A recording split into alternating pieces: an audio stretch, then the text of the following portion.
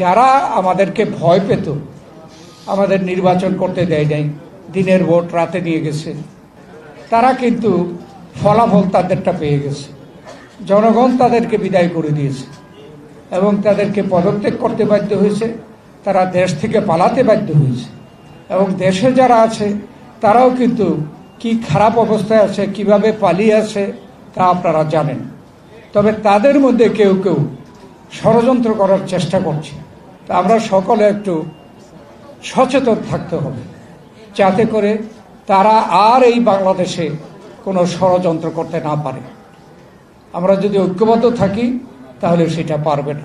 জাতীয় সংসদ নির্বাচনকে পিছানোর জন্য, বিলম্বিত করার জন্য নানা রকমের উছিলা সৃষ্টি করা হচ্ছে।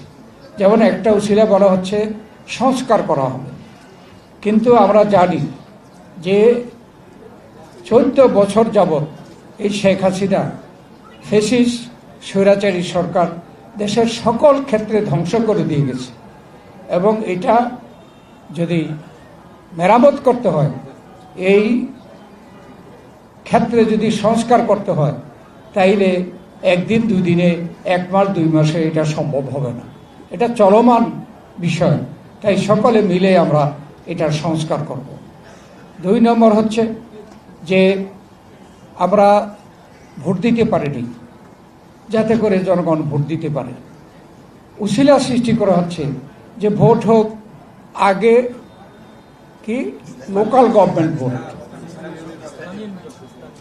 এই লোকাল গভর্নমেন্ট ভোট এটা কি?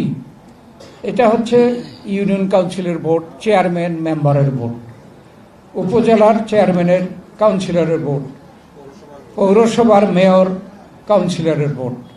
তারা কি কখনো দেশের কোনো সংস্কার করতে পারবে? তারা তো হলো লোকাল, নিজেদের ইউনিয়নে, উপজেলায় সরকারের দ্বারা যা দেওয়া হয়, অনুমোদন দেওয়া হয়, সেই ভিত্তিতে তারা লোকাল গভর্নমেন্টের কিছু উন্নয়ন করা।